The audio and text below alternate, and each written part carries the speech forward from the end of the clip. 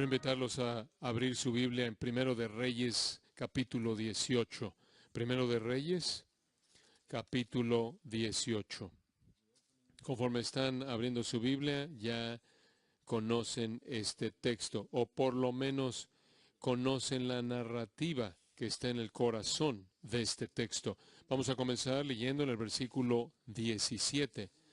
Y sabrán que este es el punto de quiebre en este pasaje, un pasaje con muchos puntos de inflexión. Primero de Reyes, capítulo 18, comenzando en el versículo 17. Cuando Acab vio a Elías, le dijo: ¿eres tú el que turbas a Israel? Y él respondió: yo no he turbado a Israel, sino tú y la casa de tu padre, dejando los mandamientos de Jehová y siguiendo a los Baales. Envía pues ahora y congrégame a todo Israel en el monte Carmelo, y los 450 profetas de Baal y los 400 profetas de Acera, que comen de la mesa de Jezabel.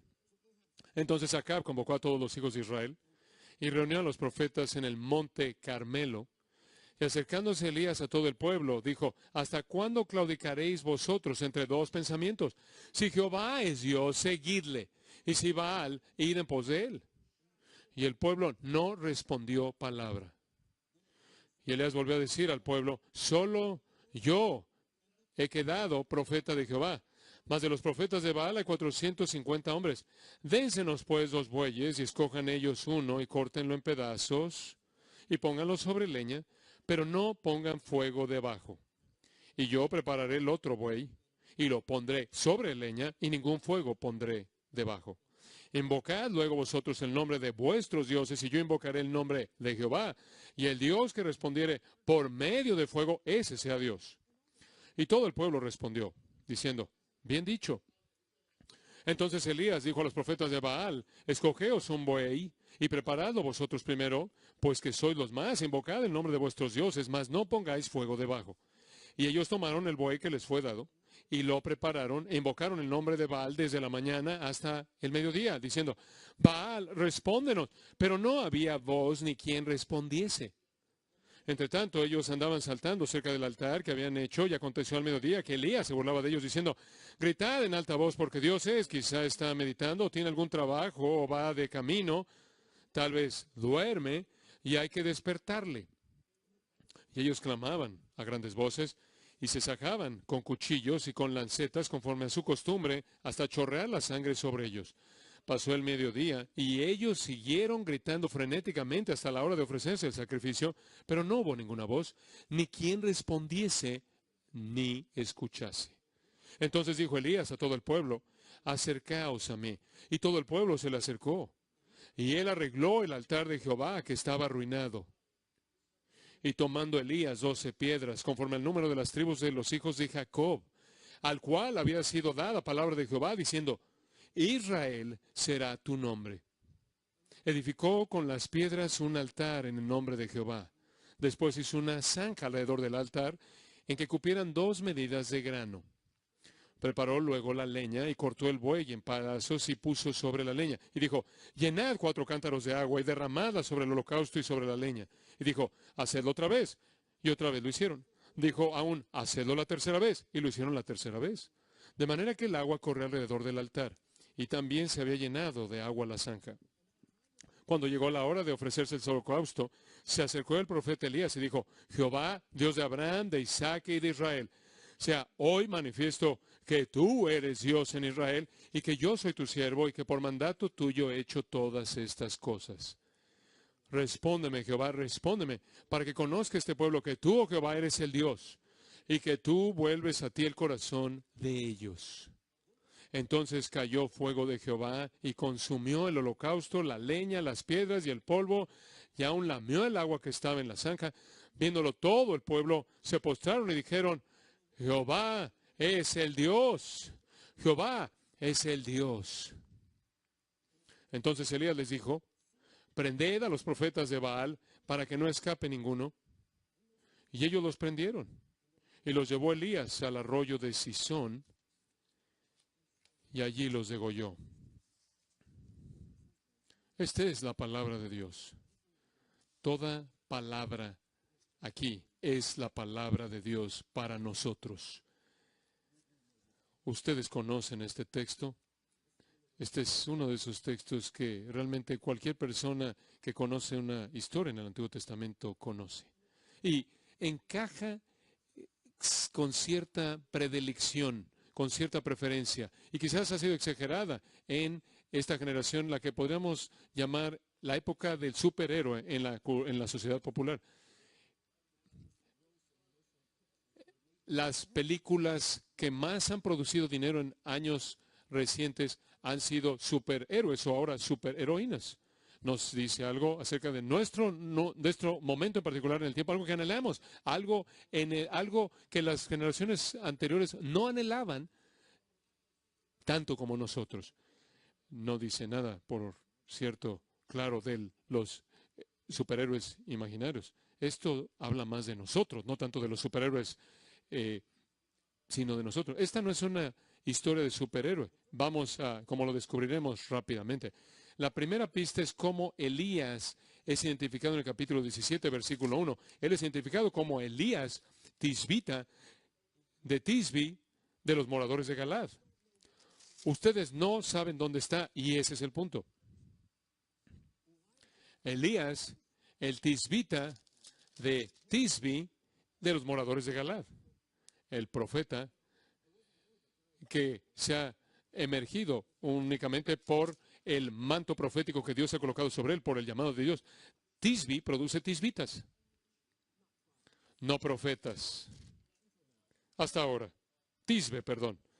Tisbe no produce profetas. Hasta ahora. Y aquí no estamos en un contexto de superhéroes. Esta no es una historia de superhéroes. Esta es una narrativa histórica del Antiguo Testamento. Es muy importante y vamos a considerar el texto del Antiguo Testamento y tenemos que considerar qué género de literatura es. Ahora, seamos muy cuidadosos y hablemos de manera directa.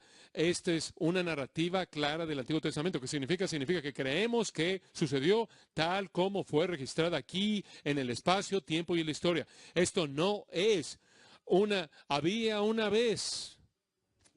Esta es la historia, esta es la palabra inerrante, infalible de Dios. No está haciendo una afirmación de que esta narrativa es significativa, está haciendo la afirmación de que esta narrativa sucedió. Y además, esta narrativa es la palabra revelada de Dios, la palabra revelada por Dios es dada para nosotros y por lo tanto tenemos que adueñarnos de ella en su totalidad. Todo hasta el torrente de Cedrón. Y esto significa que necesitamos toda ella. Debemos adueñarnos de este texto entero y no podemos evadir ninguna parte del mismo. Algunos de ustedes están familiarizados con la conferencia general de la Iglesia Metodista Unida. He leído bastante de ella. Es y se continuará siendo un asunto muy famoso. El futuro de esa denominación, el cual ha sido caracterizado de manera evidente, por lo menos en su liderazgo, es la teología liberal. Es una historia sorprendente de cómo la providencia de Dios, tantas iglesias y metodistas han unido de todas otras partes del mundo, mucho más conservadoras, al grado que está haciendo lo inesperado. De hecho, no sabemos hacia dónde va esto. Hay una gran pelea, pero por lo menos apenas en días recientes en San Luis, esa denominación no negaba las escrituras, por lo menos en grandes números. Muy bien, entonces, ¿qué tipo de argumento ha llevado esto? Bueno, quiero compartir con ustedes un argumento que fue presentado por la iglesia más grande metodista que existe. Su nombre es Adam Hamilton y él es un autor de muchos libros que han vendido mucho y obviamente es un gran comunicador. De lo contrario, no sería pastor de la iglesia más grande jamás metodista. Él está en Kansas, pero esperando esto, al escribir de la escritura, él dijo que toda la escritura necesita ser distribuida de manera cuidadosa en nuestras mentes, dividida entre tres diferentes cubetas de escritura, contenedores. Ahora, observen el argumento, escuchen, porque esto es importante. Él dijo, el primer contenedor estará constituido por textos que nosotros decidimos que nunca expresaron la voluntad de Dios. Muy bien, esperen. Hay un segundo contenedor. Él dice, un texto que en una ocasión expresó la voluntad genuina de Dios, pero ya no. Y después existe un tercer contenedor, constituido de textos que siempre han expresado y siempre expresarán la voluntad de Dios. Ahora, ¿entienden cuán cómodo sería eso? Si estás tratando de hacer la paz con la sociedad secular, que viven en un mundo de rebelión, ¿cómo vas a llegar y vas a decir, bueno, escucha la Escritura, pero solo si está en el contenedor 1? Nunca era obligatorio para el pueblo de Dios en ningún lugar. Es un malentendido, es una mala representación de Dios. Dios se ha rebelido y no sabemos por qué y no es obligatorio. También sería muy cómodo si pudiéramos tomar algunos textos de las Escrituras y colocarlos en lo que él llama ese segundo contenedor. Podemos decir, oh sí, era obligatorio en una ocasión, expresaba en una ocasión la voluntad de Dios, pero Dios cambió de parecer. O en una época diferente se reveló de maneras contrarias a cómo se reveló después. De nuevo, eso sería muy cómodo, porque podremos ver muchos textos de las Escrituras que la sociedad secular simplemente odia. Y podríamos decir, bueno, si no perteneció al contenedor 1, probablemente pertenece al contenedor 2 y después el contenedor 3. Bueno, podríamos dejar ahí con todos los versículos, llenarlo con todos los versículos que queremos. Los versículos que siempre nos van a gustar. Y vamos a decir que siempre han expresado la voluntad de Dios. ¿Entienden el desastre de esta sugerencia? Toda la Escritura es inspirada por Dios. Toda palabra está en el contenedor 3. Uno de los problemas con la sugerencia entera es que tienes que discernir quién tiene el conocimiento supuesto para identificar en qué texto entra cada contenedor. Y todo esto es un desastre absoluto. Pero, dado lo que sabemos acerca de la inerrancia y la infalibilidad de la palabra de Dios, que es todo el contenedor 3, esta es la voluntad de Dios. Siempre y para siempre, el Dios de Elías es el Dios de Abraham, Isaac, Jacob, fue el Padre de nuestro Señor Jesucristo. Y esta es su voluntad expresa. Bueno, comencé no de manera arbitraria en el versículo 17. Vamos a ver varios movimientos en el texto. Este no es el tipo de sermón que tiene puntos, porque las narrativas históricas es difícil dividirlas en puntos. Es un desarrollo, pero tienen movimientos. Y aquí podemos encontrar 5 movimientos en el texto. El primer movimiento en el texto que estamos considerando es cuando Acab confronta a Elías. Ahora, hay un versículo muy interesante antes de esto, y ustedes conocen el trasfondo. Comienza el capítulo 18, versículo 1, en donde tienes la prehistoria, la confrontación en sí entre Acab y Elías. Mi versículo favorito es la última parte del versículo 16. Tomemos el versículo entero, porque es la bisagra entera sobre la cual se gira todo esto. Entonces, Abdías fue a encontrarse con Acab y le dio el aviso. Le dio el aviso de que Elías venía. Entonces, Abdías fue a encontrarse con Acab y le dio el aviso, y después estas palabras. Y Acab vino a encontrarse con Elías. Muy bien, algo está a punto de suceder. El rey está a punto de encontrarse con el profeta. Y este no es un encuentro amistoso. ¿Quién habría estado ¿Por qué estamos hablando del rey Acab? Bueno, consideren el capítulo 16, versículos 29 al 34. Él hizo lo malo ante los ojos de Jehová, más que todos los que vinieron antes de él. Esa es una afirmación espectacular. Pero se mantiene en alto en el capítulo 16 al recordarnos que Acab, él caminó en los pasos él siguió los pecados de Jeroboam. Ahora, ¿cuáles fueron los pecados de Jeroboam? De hecho, fueron muchos, pero vean lo del capítulo 12, versículos 25 al 33, llegas a entender que Jeroboam, quien regresó, llevó a Israel de regreso a la idolatría. De hecho, hizo 2 becerros de oro y los levantó en Israel diciendo, ahí en el versículo 28 del capítulo 25, y habiendo tenido consejo, dijo al pueblo, bastante habéis subido de Jerusalén, y aquí tus dioses, oh Israel, los cuales te hicieron subir de la tierra de Egipto.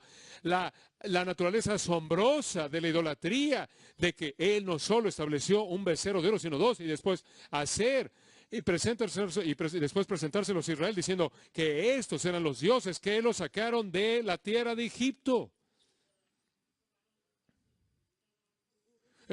Es un pecado de una magnitud sorprendente. Sin embargo, aun cuando fue el pecado de Jeroboam, nos dice que acá fue aún más allá, como si fuera algo ligero caminar en los pecados de Jeroboam. Ahora, ¿qué podrías hacer que hubiera sido peor que levantar 2 becerros de oro y declararle a Israel que estos fueron los dioses que los sacaron de la tierra de Egipto? ¿Qué podría ser peor? Bueno, la respuesta, de hecho, está aquí en el texto. Casarse con Jezabel. Simplemente digamos que ella no es ninguna Susana Spurgeon. Oh, Jezabel, la mujer que él tomó como esposa, era la hija de Baal, rey de los Sidonios. Ahora, toda palabra en esto está llena de significado. Y por cierto, algunos de ustedes se están preocupando. Yo sé que algunos de ustedes lo están haciendo porque algunos de ustedes tuvieron maestros de escuela dominical o tuvieron papás, crecieron en la iglesia, que no crecieron y no creyeron en los diptongos. Algunos de ustedes en este momento no tienen idea de lo que estoy hablando. Pero un diptongo es una vocal duplicada. Cada vocal debe ser pronunciada. Yo fui creado en un contexto en el que tuve una pronunciación del sur y este era Baal. Pero los cananeos no habrán reconocido a Canaán y habrán dicho, habían pensado Canaán, pero eso no es un diptongo, es decir Canaán, pero Baal fue el diptongo y entonces es Baal. Muy bien, entonces el rey de Sidón fue Bet Baal. Entonces, como puedes ver, la idolatría que dominaba todo el régimen. Hay un contexto geopolítico aquí. Es el hecho de que Israel probablemente estaba buscando hacer un acuerdo de paz idólatra con los fenicios. Esta era la manera en la que sucedió. Y tú entregabas a tu hija y simplemente en caso de que piensen que se limitaba al rey de los fenicios en Primero de Reyes, esto es básicamente la historia europea. Tú entregabas a tu hija para que se casara con alguien para declarar una nueva época de paz con otro reino. Y eso es lo que acá hizo. Pero Jezabel es la hija de este hombre que no es meramente un idólatra. Este es el contexto en el que la realeza se involucraba en el culto a la idolatría. Y como Jeffrey Bromley lo dice, un teólogo histórico, señala que en Fenicia, en la adoración en particular de los ídolos en Fenicia, las hijas del rey y los príncipes eran las sacerdotisas de la religión. Entonces, cuando estás hablando de Jezabel, estás hablando no estás hablando de una sacerdotisa. Y las cosas empeoran, pero son tan evidentes en el texto, porque acá parece saber que él se estaba casando con una sacerdotisa, porque él le prepara a ella todo el sistema de culto, de adoración, incluyendo el altar en Samaria. Jezabel, simplemente el nombre nos hace estremecernos por nuestra espina, en nuestra espina dorsal, y probablemente es el nombre más infame de todos, el nombre femenino más infame de todos. Y aquí está ella. Acab se casó con ella. Hubiera sido y como si hubiera sido suficiente, como si no hubiera suficiente caminar para él en los pecados de Jeroboam, él hizo mal que todos aquellos que vinieron antes de él. Ahora, la religión cananea, ¿qué es? Bueno, la religión cananea, en su idolatría sincretista, estaba extremadamente concentrada en los ciclos de la fertilidad. Simplemente, lo cual significaba que ritualizaba el sexo, y esto es muy evidente en el Antiguo Testamento. Entonces, tienes a Baal, quien es una deidad masculina, y al verlo no tienes duda, y tienes a Astarte o a Acera, es muy parecida a los dioses egipcios también y las diosas, y sin duda alguna no hay duda alguna de que ella era femenina, todo exagerado, todo sexualizado de manera oculta, y el ciclo de la fertilidad era tan importante y el sexo era tan importante que convirtieron este sistema en sexo ritualizado. Eso está en el Antiguo Testamento también. Esa es la razón por la que a Israel se le advirtió, no pueden hacer lo que los cananeos están haciendo bajo todo árbol y toda la prostitución de idólatra y todo lo demás. El punto es que todo mundo habría sabido exactamente lo que estaba involucrado en la adoración de la cera, de los aceras y los Baals, los Baales. Ahora, otra cosa que debes saber acerca de Baal es que se creía que él habló. Esto también está en el trasfondo de este texto. Muchas personas no lo reconocen. Si simplemente lo lees y lo lees rápidamente y no lo colocas en el contexto, inclusive el contexto de describir se vuelve evidente. Cuando lees el Antiguo Testamento ves ciertas referencias. Hay algo más en el trasfondo aquí, y eso es que Baal era visto, se pensaba que Baal hablaba en el trueno. Entonces, en línea con la adoración de la torre, se esperaba que Baal hablara en el relámpago. ¿Qué acompaña al relámpago? El trueno y el relámpago. ¿Qué causa el relámpago? Fuego, ¿verdad? Entonces puedes ver algo del trasfondo que ya está aquí, lo cual se vuelve parte de la dinámica del pasaje conforme se desarrolla. Pero la sexualidad de esto es lo suficientemente importante que me lleva a importar esto, que lo único que puede liberar la sexualidad, lo único que puede frenar el deseo, el desenfreno sexual es la religión monoteísta. No encuentras el entendimiento objetivo de la moralidad sexual fuera del monoteísmo y la religión revelada. Y simplemente lo voy a presentar como un principio, se puede verificar en la Escritura. O vas a adorar a Dios o vas a adorar el sexo. Ahora, puedes tratar de encontrar todo tipo de posiciones medias, puntos medios, o de hecho vas a adorar el sexo, el poder del sexo, la red de todo que va junto con eso. Ahora, se dan cuenta de que estoy hablando de monoteísmo y de sí que hay una revelación. Y eso, por cierto, esa es la razón por la que, como un comentario al margen aquí, que las tres religiones del mundo más influyentes, simplemente digámoslo así, que se aferran a un entendimiento objetivo de la moralidad sexual, son el judaísmo, el cristianismo y el islam, cada una de las cuales es monoteísta y cada una de las cuales busca una afirmación, dicen que hay una revelación de Dios. Ahora, esto también la razón por la que son muy diferentes a nosotros, porque el Islam divide prácticamente bajo el gobierno del Corán, lo divide. Dicen que el mundo tiene que ser traído bajo el mundo del Corán.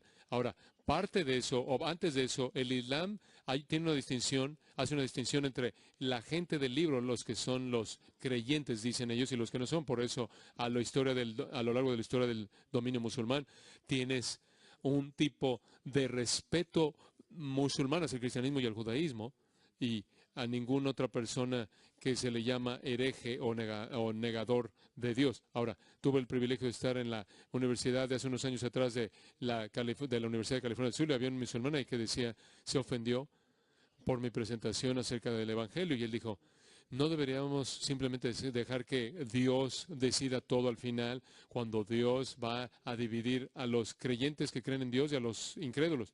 Y bueno, yo creo de manera firme que Dios lo va a decidir al final, pero no se ha dicho exactamente cómo lo va a decidir al final. Y tiene que ver y tiene todo que ver con Cristo. Pero los cristianos no dividen al mundo entre el monoteísta y todo lo demás. Nosotros dividimos el mundo entre aquellos que conocen a Cristo y el resto de la gente. No pensamos en la salvación por el mero monoteísmo, pero vemos el patrón, entendemos que cuando niegas el monoteísmo, entonces, bueno, tienes a Jezabel eventualmente. Ahora, también quiero señalar que esto significa que tenemos que ser muy claros en lo que el monoteísmo escritural bíblico es. Pensemos, en primer lugar, simplemente piensa en el primer mandamiento. No dice, no tendrás a todos los demás dioses delante de mí, sino no tendrás ningún otro Dios, no tendrás dioses ajenos delante de mí. Esa es una distinción crucial, porque creo que hay muchas personas que piensan que los cristianos no son monoteístas. Y de nuevo, véanlo, no ahora no lo busquen. Pero el enoteísmo quiere decir que hay una jerarquía de dioses y que el Dios más grande está en la parte de arriba de esa jerarquía. Entonces, de manera técnica, por ejemplo, los mormones son genoteístas, pero nosotros no creemos en el genoteísmo, creemos en monoteísmo. No estamos diciendo que el Dios de la Biblia es más grande que el resto de cualquier otro Dios. Tendrás a todo Dios delante de mí y todos están bajo mis pies. Estamos diciendo que no son nada, no existen. Dios dijo en el primer mandamiento, no tendrás dioses ajenos delante de mí. Ahora, aquí tenemos que entender la lógica del politeísmo.